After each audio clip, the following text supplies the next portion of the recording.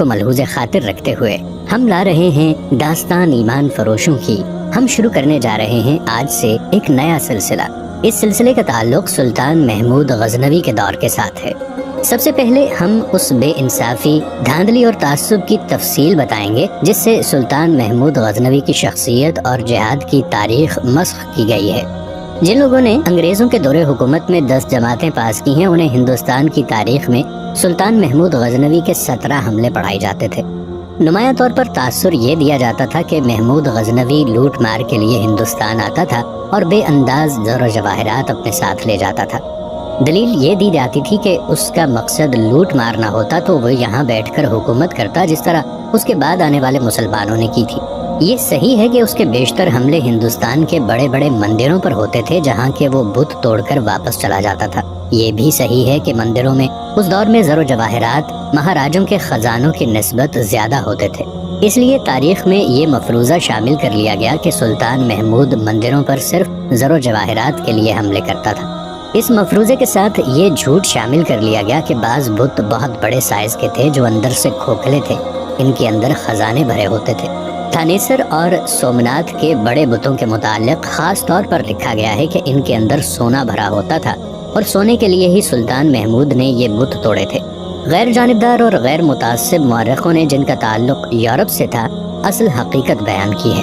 انہوں نے لکھا ہے کہ تمام بت ٹھوس تھے، ان میں سے جو زیادہ اہم اور مقدس تھے وہ بھی مٹی کے بنے ہوئے تھے اور ان پر کانسی چڑھائی گئی تھی۔ تھانیسر کے بت کو سلطان اپنے ساتھ غزنی لے گیا اور اسے توڑ کر اس کے ٹکڑے ٹکڑے گھوڑ دوڑ کے میدان میں پھینک دیے تھے۔ سومناتھ کے بت کے متعلق غیر متعصب مورخوں نے لکھا ہے کہ سلطان نے اس کے 2 ٹکڑے کیے، پھر 2 کے 4، 4 کے 8، 8 کے 16 اور 16 کے 32 ٹکڑے کر کے انہیں باہر پھینکا اور ان پر سے اپنی فوج گزار دی تھی۔ ناظرین، انگریزوں کے دور حکومت میں نصابی کتابیں ہندو مصنفوں کی لکھی ہوئی ہوتی تھی۔ انگریزوں کا محکمہ تعلیم ان کتابوں کو منظور کر لیا کرتا تھا کیونکہ خود انگریز کی دلچسپی اس میں تھی کہ مسلمانوں کی تاریخ کو مسخ کیا جائے۔ انگریزوں نے خود بھی ہماری تاریخ کا چہرہ مسخ کیا۔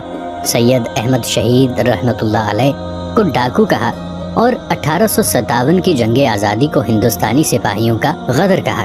کلکتہ کا بلیک ہول انگریزوں کی من گھڑت اور بے سروپا قصہ ہے۔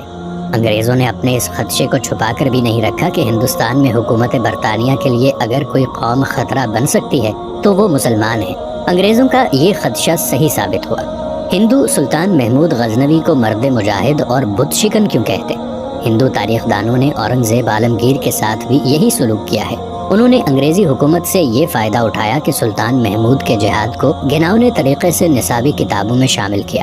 یہی کتابیں مسلمان بچے بھی پڑھتے رہے۔ سلطان محمود کی تاریخ کو 17 حملوں تک محدود رکھا گیا۔ پاکستان معرض وجود میں آیا تو بھی وہی نصاب رائج رہا اور سلطان محمود غزنوی کی 17 حملوں کی وجہ سے ہی پہچان بنائی گئی۔ اب بھی آپ کو نصابی کتابوں میں وہی کچھ ملے گا جو انگریزوں کے دور میں لکھا گیا تھا۔ پاکستان میں نصابی کتابیں لکھ کر اسکولوں کالجوں کے لیے منظور کرانا ایک کاروبار ہے۔ اس میں لین دین کا خیال رکھا جاتا ہے، کھایا پیا جاتا ہے۔ یہ نہیں دیکھا جاتا کہ ان میں جو کچھ لکھا گیا ہے وہ کہاں تک مستند ہے اور بچوں پر اس کے کیا اثرات مرتب ہوں گے۔ نصابی کتابوں کے علاوہ آزادی سے پہلے جو کتابیں عام مطالعے کے لیے لکھی گئی تھیں ان میں بھی سلطان محمود کو لٹیرا ہی ظاہر کیا گیا۔ یہ زہر پاکستان میں بھی پھیلایا گیا۔ مثلاً 1978 میں پاکستان میں انگریزی زبان میں ایک کتاب چھپی ہے جو 1928 میں ہندوستان میں چھپی تھی۔ اس کا مصنف محمد حبیب BA MLC ہے جو علی گڑھ یونیورسٹی میں تاریخ اور سیاسیات کا پروفیسر رہ چکا ہے۔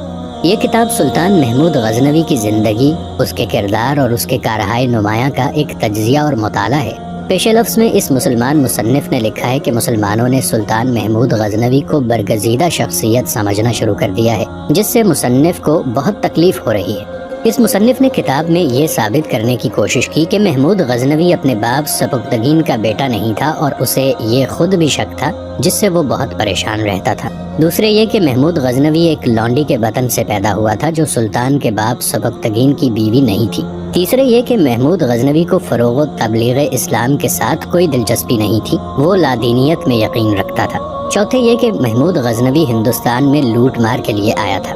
پانچویں یہ کہ محمود غزنوی روز حساب پر یقین نہیں رکھتا تھا۔ چھٹے یہ کہ محمود غزنوی نے مرتے وقت لوٹی ہوئی تمام دولت کا اپنے سامنے ڈھیر لگوایا اور وہ بہت رویا۔ ساتویں یہ کہ محمود غزنوی عام شہزادوں جیسا شہزادہ تھا اور شراب اور عورت کا شہدائی تھا۔ اور آخر میں یہ کہ محمود غزنوی صرف ہندوؤں کے خلاف ہی نہیں لڑا بلکہ وہ مسلمانوں کے خلاف بھی لڑا، کیونکہ اس کا مقصد اپنی سلطنت کی توسیع تھا۔ اور ایسے ہی کچھ اور الزامات ہیں جو صرف ایک مصنف نے نہیں، بہت سے مصنفوں نے محمود غزنوی پر عائد کیے ہیں۔ ہمارے بچے اگر ان الزامات سے واقف نہیں تو پھر بھی سلطان محمود غزنوی کے متعلق اس سے زیادہ کچھ نہیں جانتے کہ اس نے ہندوستان پر 17 حملے کیے تھے۔ سلطان محمود غزنوی اگر واقعی بت شکن تھا اور وہ ہندوستان میں اسلام پھیلانا چاہتا تھا تو اس نے یہاں بیٹھ کر حکومت کیوں نہ کی؟ اس سوال کا جواب آپ کو ان کہانیوں میں ملے گا جو ہم پیش کر رہے ہیں۔ وہ جب ہندوستان میں آیا تھا تو پیچھے مسلمان حکمران غزنی کی سلطنت پر کہیں نہ کہیں حملہ کر دیتے تھے۔ سلطان صلاح الدین ایوبی کی طرح سلطان محمود کے بھی اپنی قوم میں دشمن موجود تھے جو اس موقع کی تلاش میں رہتے تھے کہ سلطان ادھر ادھر ہو تو غزنی پر قبضہ کر لیا جائے۔ ہندوستان میں ہر فتح کے ساتھ ہی اسے پیغام ملا کرتا تھا کہ غزنی پر فلاں نے حملہ کر دیا ہے۔ یہ ایک مسلسل خانہ جنگی تھی جو سلطان محمود کو لڑنی پڑی۔ وہاں ایمان فروشوں کی کمی نہیں تھی۔ انہوں نے سلطان محمود کو کبھی مہلت ہی نہ دی کہ وہ ہندوستان میں باقاعدہ اپنا دارالحکومت قائم کر سکتا۔ یہ تو کہا گیا ہے کہ سلطان محمود نے ہندوستان پر حملے کیے تھے، مگر یہ کم ہی کتابوں میں لکھا گیا ہے کہ ہندوؤں نے غزنی پر کتنے حملے کیے تھے۔ حملوں میں پہل ہندوؤں نے کی تھی۔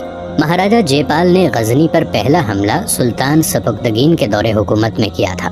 سلطان سبکتگین کی زندگی نے وفا نہ کی۔ اس نے اپنے بیٹے سلطان محمود کو وصیت کی تھی کہ ہندوستان کے مہاراجوں کی جنگی قوت سے اپنی سلطنت کو بچانا چاہتے ہو تو انہیں چین سے نہ بیٹھنے دینا۔ وہ غزنی کو نہیں، اسلام کو ختم کرنا چاہتے ہیں۔ اگر غزنی ہاتھ سے نکل گیا تو ہندو عیسائیوں کے ساتھ اتحاد کر کے خانہ کعبہ تک پہنچیں گے۔ یہ خیال رکھنا کہ تمہارے حملے انتقامی جذبے کے تحت نہ ہوں بلکہ ان کا مقصد بت پرستی کا خاتمہ ہو۔ ہندوستان میں محمد بن قاسم کے وقت کے مسلمانوں کو زبردستی ہندو بنایا جا رہا ہے، تم ہندو مت کا خاتمہ کرو۔ البیرونی، فرشتہ، گردیزی، بیہقی اور ان جیسے کئی اور مورخوں نے متفقہ طور پر لکھا ہے کہ سلطان محمود غزنوی اولیاء کا معتقد تھا اور وہ اس وقت کے ایک ولی شیخ ابو الحسن خرقانی کا مرید تھا۔ اس وقت کی تحریروں سے پتہ چلتا ہے کہ سلطان شیخ خرقانی کے ہاں جایا کرتا تھا، لیکن اس نے کبھی بھی یہ ظاہر نہ ہونے دیا کہ وہ خود سلطان محمود ہے۔ وہ خرقانی کے ہاں اپنے آپ کو سلطان محمود کا قاصد یا ایلچی ظاہر کیا کرتا تھا۔ ایک روایت یہ بھی ہے کہ ایک بار شیخ ابو الحسن خرقانی نے اسے پہچان لیا اور کہا کہ مجھے یہ دیکھ کر خوشی ہوئی ہے کہ غزنی کا سلطان اپنا قاصد خود بن کر آتا ہے، یہ سچے مسلمان کی شان ہے۔ ناظرین، اس وقت کی تحریروں سے یہ بھی پتہ چلتا ہے کہ سلطان محمود قرآن کا طالب علم اور مذہبی علوم کا شیدائی تھا۔ ایک دو یورپی مورخین نے بھی لکھا ہے کہ میدان جنگ میں اس کی فوج ہمیشہ تھوڑی ہوتی تھی۔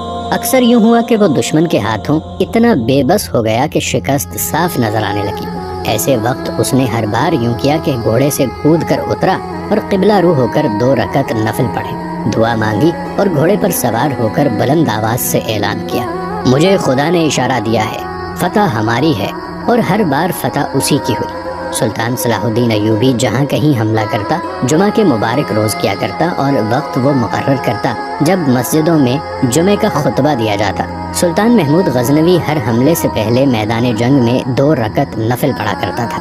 ناظرین، اس کہانی کے سلسلے سے ہمارا مقصد یہ ہے کہ محمد بن قاسم کے بعد ہندوستان میں اسلام کی شمع روشن کرنے والے سلطان محمود غزنوی کے صحیح حالات زندگی اور جہاد کی مکمل تفصیلات پیش کی جائیں تاکہ سلطان کے خلاف جو بے بنیاد پروپیگنڈا کیا گیا ہے اسے افسانہ نہ سمجھا جائے۔ بعض قارئین نے سلطان محمود کی اس سلسلہ وار داستان کا موازنہ سلطان صلاح الدین ایوبی کی کہانیوں سے کیا اور دونوں میں سے ایک فرق کو محسوس کیا ہے۔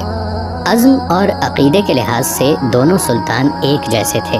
سلطان ایوبی صلیبیوں کے خلاف لڑتا رہا اور سلطان محمود کی زندگی اسلام کے دوسرے بڑے دشمن ہندو کے خلاف لڑتے گزر گئی۔ دونوں کو یورپی مورخوں اور موجودہ دور کے جنگی مبصروں نے دنیا کے بہترین جرنیل کہا ہے۔ دونوں کٹر مسلمان تھے اور دونوں قرآن سے رہنمائی حاصل کرتے تھے۔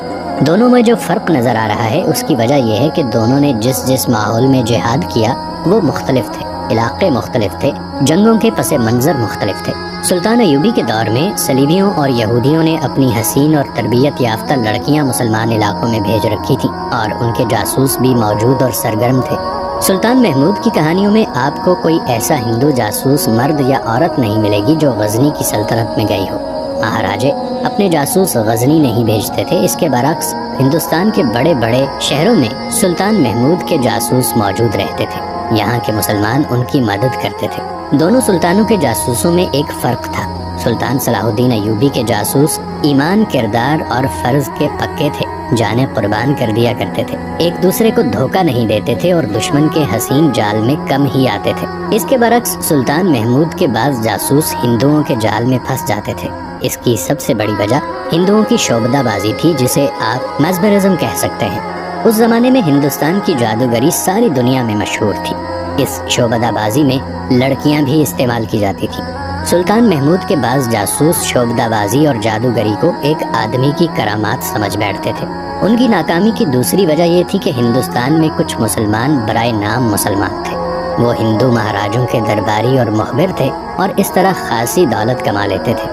یہ لوگ غزنی کے جاسوسوں کو پکڑوا دیتے یا اپنے ساتھ ملا لیتے تھے۔ یہاں کے مندروں کی اندر کی دنیا طلسم ہوشربا سے کم نہیں تھی۔ مذہب کے پردے میں بدکاری اور عیاشی ہوتی تھی۔ پنڈت مہاراجوں اور ان کی فوجوں کے بالائی افسروں پر چھائے رہتے تھے۔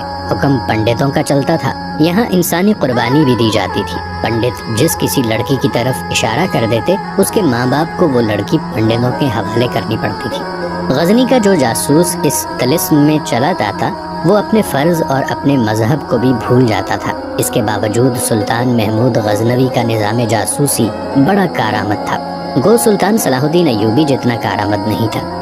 ناظرین، سلطان محمود غزنوی کے خلاف ایک اور الزام بھی ہے جس کا ذکر نصابی کتابوں میں خاص طور پر لایا گیا ہے۔ یہ ہے فردوسی کا شاہنامہ۔ روایت ہے کہ محمود غزنوی نے فردوسی سے شاہنامہ لکھنے کو کہا اور بے دریغ انعام کا وعدہ کیا تھا، مگر شاہنامہ لکھا گیا تو سلطان نے انعام کا وعدہ پورا نہ کیا۔ یہ غم فردوسی کو لے بیٹھا۔ کہا جاتا ہے کہ سلطان محمود شاہنامہ اسی مدح میں لکھوانا چاہتا تھا۔ غیر جانبدار مورخوں نے اس واقعے کی تردید کی ہے۔ تحقیق سے ثابت ہوا کہ یہ واقعہ من گھڑت ہے۔ سلطان محمود کو اپنی مدح میں